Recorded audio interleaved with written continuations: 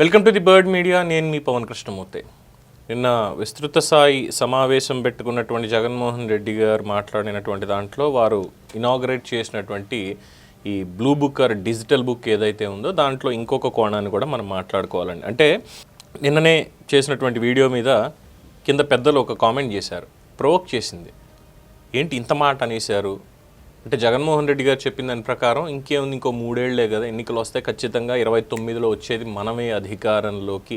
అప్పటి వరకు ఎన్ని అన్యాయాలు జరిగినా, ఎంత అక్రమాలు చేసినా మొత్తం అన్నీ కూడా దీంట్లో ఎంటర్ చేయండి అని చెప్పి డెమో కూడా ఇచ్చారు కదా. సో అక్కడ పర్టికులర్ ఒక పాయింట్కి వారు అన్నటువంటి కామెంట్ నాకు షాక్ అనిపించింది.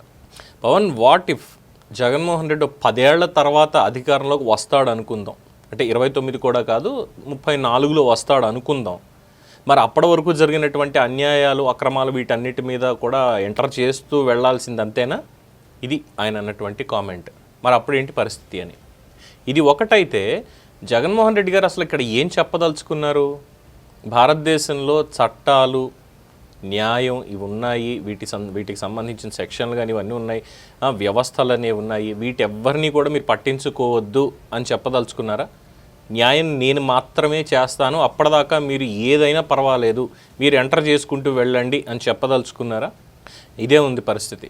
సో వైఎస్ఆర్సీపీ సోదరీమణులు కాస్త ఒక్కసారి ఆలోచించండి, బుర్రపెట్టి ఆలోచించండి. నాయకుడు ఏదో చెప్పేశాడు కాబట్టి ఇంకేముంది, గుడ్డెద్దు చేలో పడ్డట్టుగా మనం బటన్ నొక్కేసుకుంటూ వెళ్ళిపోతాం, ఇష్టం వచ్చినట్టు రాసుకుంటూ వెళ్ళిపోయి డీటెయిల్స్ అక్కడ పట్టేస్తాం అనుకుంటే మిమ్మల్ని కాపాడేవాడు ఎవ్వడు ఉండడు. ఇది మొహమాటం లేకుండా చెప్పేటువంటి విషయం. ఇది మీరు తెలుసుకోవాలి. చదువుకునేటువంటి యువత కూడా ఖచ్చితంగా తెలుసుకుని మీ వాళ్ళందరికీ కూడా చెప్పాల్సినటువంటిది. జగన్మోహన్ రెడ్డి తీసుకొచ్చినటువంటి డిజిటల్ బుక్ ఏదైతే ఉందో ఇది ఎంత ప్రమాదకరమో మీకు ఏమైనా అర్థమవుతుందా?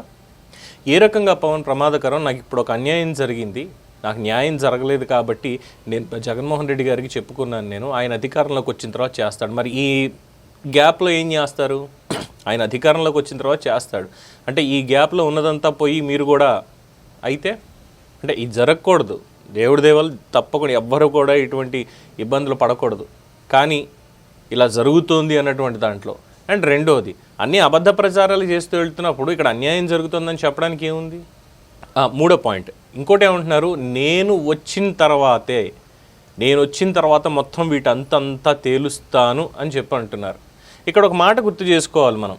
యువగళం పాదయాత్రలో నేను రెడ్ బుక్ స్టార్ట్ చేస్తున్నాను అని చెప్పి నారా లోకేష్ అనగానే ఏమన్నారు? ఇష్టారీతిని మాట్లాడుతున్నటువంటి వాళ్ళందరూ కూడా ఏం మాటలు మాట్లాడారు? అప్పుడు మీరు ఏం పీక్కుంటారో పీక్కోండి, రెడ్ బుక్ రాసుకుంటావా ఇంకోటి రాసుకుంటావా మడిచి అన్నట్టుగా, క్షమించాలి వాళ్ళు అన్నటువంటి మాటలే, నేను అన్నది కాదు. ఇష్టం వచ్చినట్టు మాట్లాడారు, ఇదే మాట్లాడారు. ఇప్పుడు అధికారం పోయింది, ప్రతిపక్ష హోదా కూడా ఇవ్వలేదు, ప్రజలు కూర్చోబెట్టారు. ఇప్పుడు వచ్చి హాహాకారాలు ఏంటంటే రాష్ట్రంలో రెడ్ బుక్ రాజ్యాంగం నడుస్తోంది అని. లోకేష్ ఏం చెప్పారు ఆ రోజు? రెడ్ బుక్లో మేము నేను నోట్ చేసుకుంటున్నాను, లోకేష్ అనే నేను నోట్ చేసుకుంటున్నాను, ఎవరైతే చట్టాన్ని వ్యవస్థల్ని మీరి పనిచేస్తున్నారో, తప్పుడు కేసులు పెడుతున్నారో ఆ అధికారుల మీద చట్టపరంగా చర్యలు ఉంటాయి అని. విశాల్ గున్ని కావచ్చు, లేదంటే కాంతిరాణ టాటా కావచ్చు, పిఎస్ఆర్ ఆంజనేయులు కావచ్చు, లేదంటే కొల్లి రఘురామరెడ్డి కావచ్చు, పివి సునీల్ కావచ్చు, ఇలా ఉన్న లిస్ట్ అంతా ఉంది, చూశారు కదా. వీళ్ళందరూ ఏం చేశారు? వీరు సుపరిపాలన అందించారా? వ్యవస్థలో ఉండి రాజ్యాంగం మీద ప్రమాణం చేసి మేము ప్రజలందరికీ సరైనటువంటి సేవలు అందిస్తాము, సమాన సేవలు అందిస్తాము అని చెప్పి ప్రమాణం చేసి సర్వీసులోకి వచ్చిన వాళ్ళు వీళ్ళందరూ ఏమైనా సమాన సేవ చేశారా? వాస్తవాలు కనిపిస్తున్నాయి కదా అన్నిట్లోనూ, ఏ కేసుల్లో ఏమైందనేది. సో వాళ్ళని చట్టపరంగానే అక్కడ శిక్షించారు, తప్పేముంది అందులో? దీన్ని ఎవరు, ఏ కార్యకర్త లేదంటే ఇంకొకళ్ళు ఫలానా వాళ్ళు ఇచ్చేసారు నేను చెప్పలేదే. వ్యవస్థలో ఉండి వీళ్ళు చేస్తున్నటువంటి పని ఆయన నోట్ చేసుకున్నాడు, చెప్పారు. ఇక్కడేంటంటే ఈయన జగన్మోహన్ రెడ్డి గారు వచ్చి మీరు అందరూ నాకు చెప్పండి, నేను వచ్చిన తర్వాత చేస్తాను. ఇంకోటి ఏం చెప్తున్నారు ఇక్కడ, అన్యాపదేశంగా చెప్పేటువంటిది ఏంటంటే పరిపాలన మాకు అనవసరం, పరిపాలన ఎలా పోయినా మాకు అనవసరం, నేను అధికారంలోకి వచ్చానంటే ఫస్ట్ చేసే పని ఈ బ్లూ బుక్లో లేదా డిజిటల్ బుక్లో మీరు ఎంటర్ చేసేటువంటి ఈ డీటెయిల్స్ ఏవైతే ఉన్నాయో నేను వీటి మీదనే ప్రతీకారం అప్పుడు తీర్చుకుందాం ఖచ్చితంగా. అంటే ప్రతీకారం తీర్చుకోవడానికి అధికారం తప్పితే పరిపాలన అందించడానికి మాత్రం కాదు. సేమ్ లైక్ యాజ్ 2019లో కూడా మంచి పరిపాలన అందిస్తామని వచ్చారు. అది ఒక్క ఛాన్స్ అని అడుక్కున్నారనేది వేరే విషయం. కానీ అడిగిన దానికి ఓకే ఫైన్ ఇచ్చారు ప్రజలు, 151 మ్యాండేట్ ఇచ్చారు. ఈవీఎంలు గెలిపించాయను ఇంకోటను వాళ్ళు ఏం కామెంట్లు చేయలేదు ఎవరు కూడా. ప్రజా తీర్పుని గౌరవిస్తున్నామన్నారు, హుందాగా శాసనసభకు వచ్చారు. వచ్చిన తర్వాత ఎలా గేలి చేయించుకున్నారు ఏంటనేది చూసాం. ఏ మంత్రిని తీసుకున్నా, ఏ ఎమ్మెల్యేని తీసుకున్నా వాళ్ళ స్థాయికి మించి ఎటువంటి వ్యాఖ్యలు చేశారు అనేది. ఎందుకు ఇక్కడ స్థాయి అనేటువంటి పదం వాడానంటే, మేబీ నారా లోకేష్కి సంబంధించో లేదంటే మిగతా ఎమ్మెల్యేలు ఎవరైతే ఉన్నారో ఆ రోజు ఉన్నటువంటి వాళ్ళు ఎమ్మెల్సీలు, వీళ్ళకి సంబంధించి వాళ్ళకు ఉన్నటువంటి రాజకీయ అనుభవం అనేటువంటిది ఇక్కడ స్థాయి అని అంటున్నా, వేరే రకంగా కాదు. 3 సార్లు ముఖ్యమంత్రిగా చేసినటువంటి వ్యక్తి, దాదాపు 15 ఏళ్ల పాటు ప్రతిపక్ష నేతగా ఉన్నటువంటి వ్యక్తి, ఆయన్ని ఏ విధంగా ఇబ్బందులు పాలు చేశారు, ఏ విధంగా గేలి చేశారు, ఏం మాటలు మాట్లాడారు, ఆయన వయసులో సగం కూడా లేనటువంటి వాళ్ళు మాట్లాడినటువంటి మాటలు చూస్తే నిజంగా వాళ్ళు సంస్కారంతో మాట్లాడారు ఆ రోజు అనిపిస్తుంది. సో వాళ్ళు వచ్చారు, శాసనసభకు వచ్చారు హుందాగా. మరి మనం ఏం చేస్తున్నాం? ఇప్పుడు మనం ఏం చేస్తున్నాం? మనం ఓడిపోయాం, ప్రజలే ఓడించారు, ఓడిపోయాము అన్నటువంటిది నోట్లో పెట్టుకొని ఇంకా ఈవీఎం సీఎం, ఈవీఎం గవర్నమెంట్. మరి అదే ఈవీఎంల మీద మనం కూడా గెలిచాం కదా, 151 ఇచ్చారు కదా ఏకంగా. మనకు అంత సీన్ లేదు, 151 వచ్చేంత సీన్ మనకు నిజంగానే లేదు అని తెలిసినా కూడా మరి అప్పుడు తప్పు జరిగింది, ఇప్పుడే తప్పు జరిగిపోయింది అని ఇంకా దాని మీద మాట్లాడడం అంటే ఎంత దిగజారుడుతనం. ఇది కాకుండా పోనీ సుందాగా ప్రజలు ఇచ్చినటువంటి తీర్పుని స్వాగతిస్తున్నాము అని చెప్పి అసెంబ్లీ కన్నా వస్తున్నారా? అసెంబ్లీకి కూడా రావట్లే. ఏమన్నా అంటే చిన్నపిల్లడు చాక్లెట్ అడిగినట్టుగా ఇవి చేయడం.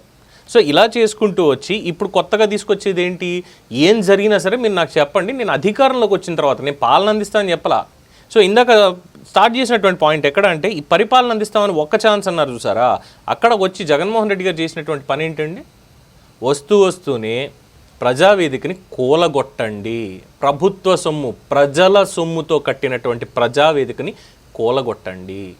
కూల్చేశారు. పోనీ దాన్ని ఏమైనా క్లియర్ చేసేసి ఆ భూమిని అంతా చదువుని చేసి వదిలేశారా? లేదు. ఆ శిథిలాలు అక్కడే ఉండాలి, ఆ శిథిలాలు అక్కడే ఉండాలి, ఎట్టి పరిస్థితులు అక్కడే ఉండాలి. అంటే తనలో ఉన్నటువంటి ఒక నిరంకుశత్వం, ప్రతీకారేచ్ఛ, ఇలాంటివన్నీ నేను చూపిస్తాను అని ఆ రోజే చెప్పాడు ఆయన. కానీ ప్రజలు అర్థం చేసుకోలేకపోయారు. సో ఇవన్నీ నారా లోకేష్ లాంటి వాళ్ళు చూసి ఇవి రెడ్ బుక్లో రాసుకున్నారు తప్పితే, మీరు కార్యకర్తలందరికీ కూడా ఇదిగో ఈ పోర్టల్ పెట్టాము మేము, దీంట్లో మీరు ఎంటర్ చేయండి, మేము అధికారంలోకి వచ్చిన తర్వాత ఇదే చేస్తాను వాళ్ళు అక్కడ చెప్పాలా. అట్ ద సేమ్ టైం ఇక్కడ రాజ్యాంగబద్ధంగా రెడ్ బుక్ రాసుకుంటే రాసుకున్నాడు, లేదంటే లేదు. ఆయన అదొక హైపో ఇంకోటి అనుకుందాం, పక్కన పెడదాం. ఏదో పుస్తకంలో లేదు, ఒక పేపర్ మీద రాసుకుని పెట్టుకున్నాడు, ఫలానా అధికారి ఫలానా కేసులో ఇలా చేశాడు, ఇందులో ఇది తప్పు జరిగింది, దీనికి నా దగ్గర ఉన్న ఆధారాలు ఇవి, లేదు దీనికి సంబంధించి ఫలానా మంత్రి ఇగో ఇది చేశాడు, దీనికి ఆధారాలు ఇవి, ఇలాగ పెట్టుకొని వచ్చిన తర్వాత ప్రశ్నించారు, ఏమయ్యా మీరు ఏం చేశారు అని.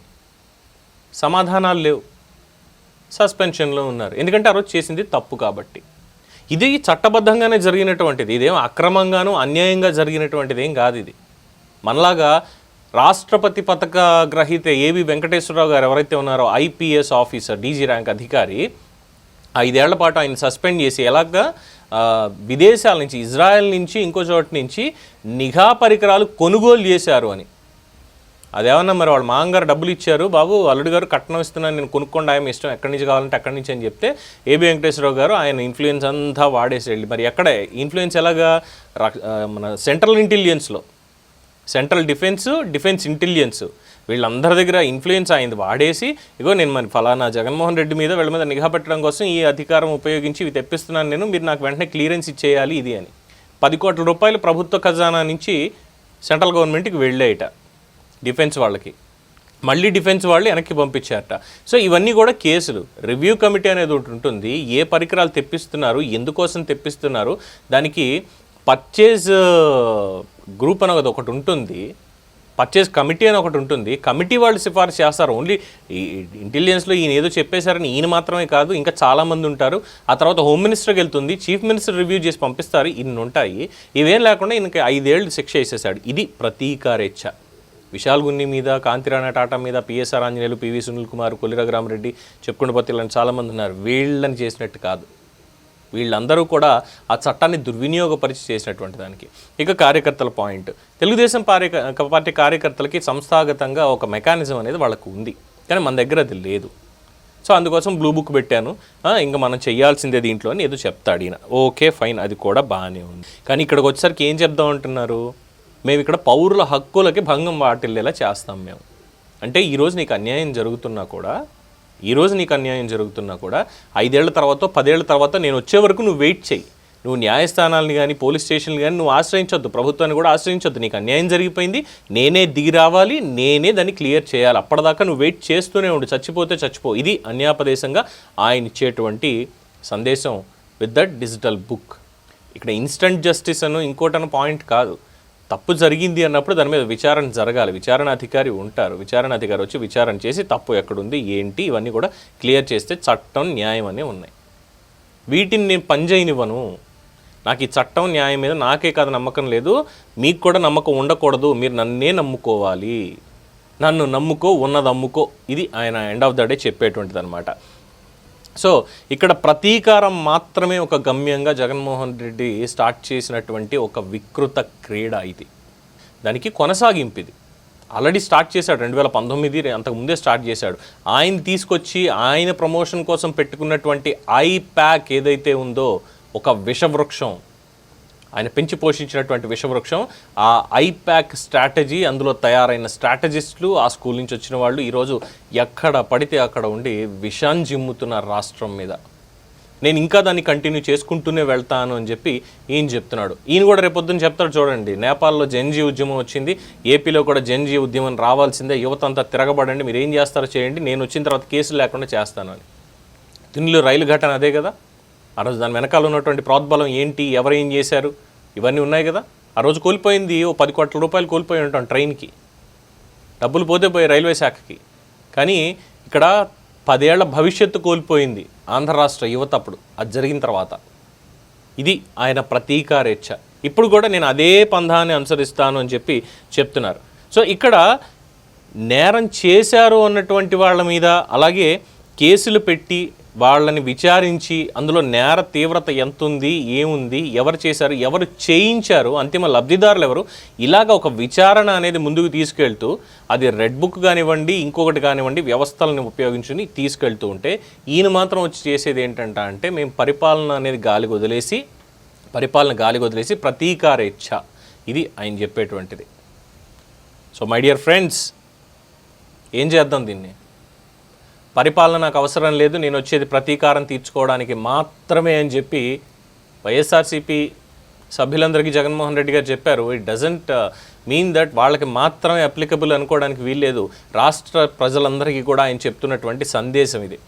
నేను ప్రతీకారం కోసం మాత్రమే ఉన్నాను, ప్రతీకారం తీర్చుకోవడానికి మాత్రమే నేను ఉన్నది, అంతే, నాకు పరిపాలనతో అవసరం లేదు. ఇది ఆయన చెప్తున్నది. యాక్సెప్ట్ చేద్దామా?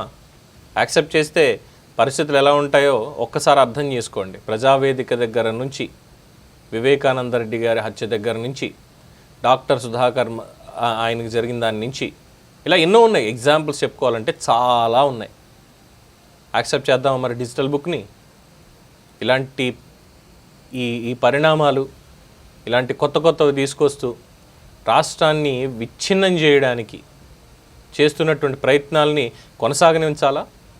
అఫ్కోర్స్ పైనుండే వాళ్ళ మద్దతు కానీ లేదంటే ఆశీస్సులు కానీ ఉన్నాయి అని రెచ్చిపోయి ఇలాంటివి తీసుకొస్తున్నారు అన్నటువంటి అభిప్రాయాన్ని కూడా చాలామంది తీసుకొస్తున్నారు. ఇక కాలగమనంలో తెలియాలి చాలా వరకు విషయాలు. బట్ ప్రజలు మాత్రం చాలా జాగ్రత్తగా, ముఖ్యంగా వైఎస్ఆర్సీపీకి సంబంధించినటువంటి వాళ్ళందరూ కూడా చాలా జాగ్రత్తగా ఉండండి. ఏదైనా ఇష్యూ జరిగింది, దాని మీద మేము వెళ్ళి మా జగన్మోహన్ రెడ్డి వచ్చేదాకా మేము ఆగుతాము అనుకుంటే, మీకు ఒక చిన్న ఎగ్జాంపుల్ చెప్తా. ఏదన్నా ఒక నేరం జరిగింది, మీ మీద ఒక కేసు పెట్టారనో ఇంకోటనో ఏదో వచ్చింది అనుకుందాం. సంవత్సర కాలం శిక్ష ఉంటే నేరం జరిగిన సంవత్సర కాలంలో కేసు అయితే పెట్టాలి. పెట్టినా దానికి చట్టబడ్డట్టు ఉండదు. తర్వాత 3 సంవత్సరాల శిక్షాకాలం ఉన్న కేసులకు 3 సంవత్సరాల కాలపరిమితిలోపు కేసు పెట్టాలి. ఒక్కరోజు ఆలస్యమైన చెల్లదు, నిలబడదు. ఆ పైన శిక్షాకాలం ఉన్న కేసులు కూడా సమయం దాటిన తర్వాత కేసు పెడితే ఆలస్యానికి సరైన సహేతుకమైన కారణాలు చూపించాలి, అప్పుడే కేసు నిలబడుతుంది. ఇందుకు ఉదాహరణగా జత్వానీ కేసును మనం చెప్పుకోవచ్చు.